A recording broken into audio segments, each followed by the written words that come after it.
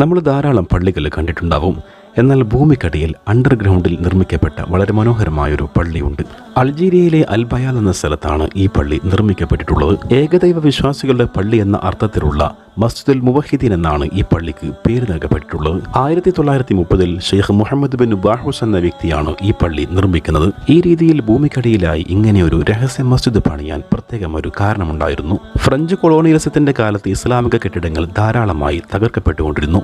ഈ ഒരു സാഹചര്യത്തിലാണ് ഷെയ്ഖ് മുഹമ്മദ് ബിൻ ബാഹൂസ് ഇങ്ങനൊരു പള്ളിയെക്കുറിച്ച് ചിന്തിക്കുന്നതും നിർമ്മിക്കുന്നതും. ഫ്രഞ്ച് അധികാരികൾ ഈ മസ്ജിദിനെ കുറിച്ച് പിന്നീട് അറിയുകയും അന്വേഷണങ്ങൾക്ക് ശേഷം ഷെയ്ഖിനെ അറസ്റ്റ് ചെയ്യുകയുമായിരുന്നു. പിന്നീട് അൾജീരിയൻ വിമോചന വിപ്ലവം ആരംഭിച്ച വർഷമായ 1954 അദ്ദേഹത്തെ നാടുകടത്തുകയും ചെയ്തു. വളരെ വ്യത്യസ്തമായ രീതിയിൽ നിർമ്മിക്കപ്പെട്ട ഈ പള്ളിയിലേക്ക് ഇപ്പോഴും ധാരാളം സന്ദർശകർ വരാറുണ്ട്.